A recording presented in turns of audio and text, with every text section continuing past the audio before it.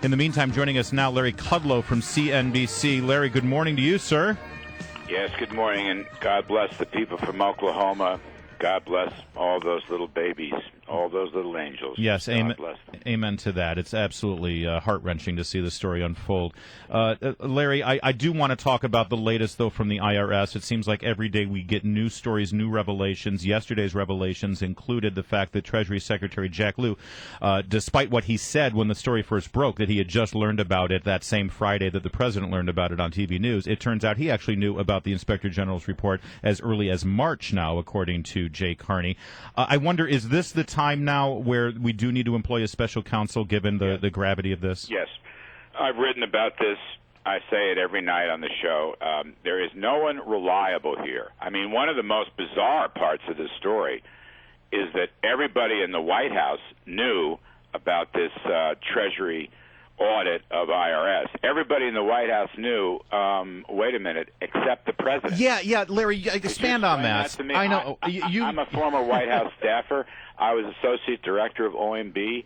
I know how the councils work. You know, if you find out something interesting, untoward, unusual, potential scandal, do you not at least touch base with the president through the chief counsel and the chief of staff? Why doesn't he have this information? I just don't get that. Well, some might spin a different yarn. They may say, well, we weren't going to tell the president because we were directing them to do this, and we wanted to provide him plausible deniability. They weren't directing him.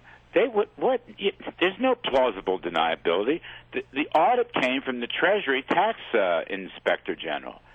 That's where the audit comes, from the Treasury.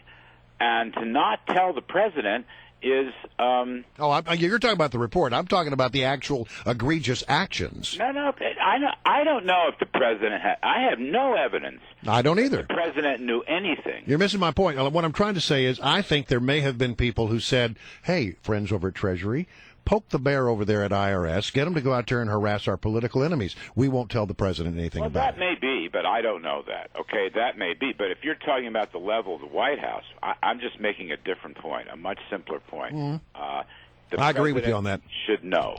He should know. I mean, the guy has too many answers where he says, I didn't have enough information.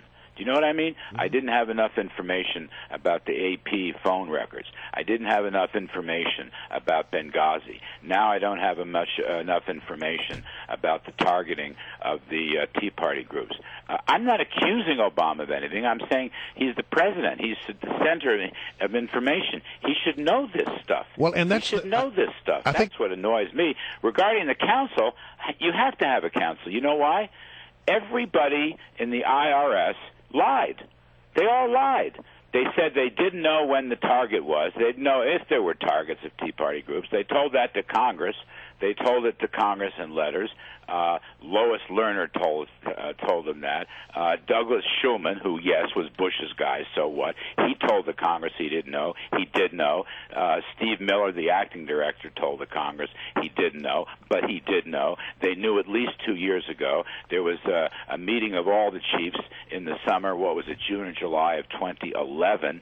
Some people think this Lois Lerner knew as early as March 2010. And by the way, for those people like myself who didn't think the IRS bureaucracy was some left-wing bureaucracy like the Education Department or the EPA, which are left-wing bureaucracies, it turns out the National Treasury Employees Union, the IRS union, and this woman, Colleen Kelly, may have been the quarterback of this whole attack on the Tea Party people in order to take them, to defund them, and take them out of the 2012 elections. We are now learning that she met with the president. We are now learning that she is a strong opponent of this tax exemption, and what a powerful union it is. This one got away from me. I had forgotten about this.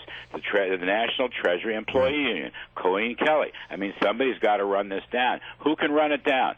Who can run it down? The only people that are independent will be a special counsel. Well, that's who has to run this down. Subpoena power under oath.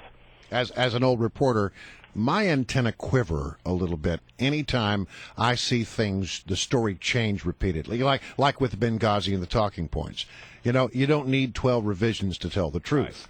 And by the way, what we ended up with wasn't the truth. And you don't need, and there have now been 5 iterations about when the White House first learned about this probe that was going on over at the IRS. You don't need 5 different stories. You need one story. How is it that the story keeps changing? Whenever I see that, you know, one of the things it tells me is there's something fishy going on here. Yeah, there is. There really is. Look, you could have surmised that this chap Neil Wolin, the Deputy Secretary of the Treasury, he was told by the Treasury IG.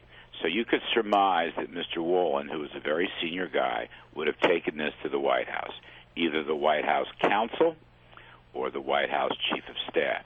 You would have surmised that Wolin would have told the Treasury Secretary at the time, which was Timothy Geithner, and that he would have taken it to the President's Chief of Staff.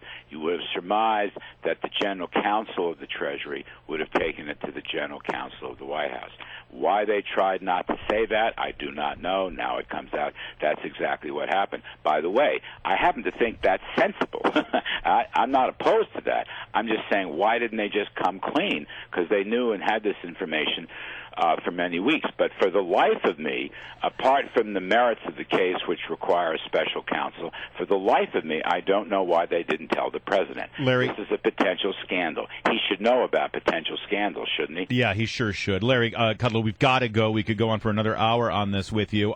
That's why maybe sometime we'll have you back, and we will. Yeah, well, this is why we've got the Kudlow Report on CNBC. Something tells me tonight's show is going to be a good one, as always. Thanks, Larry Kudlow.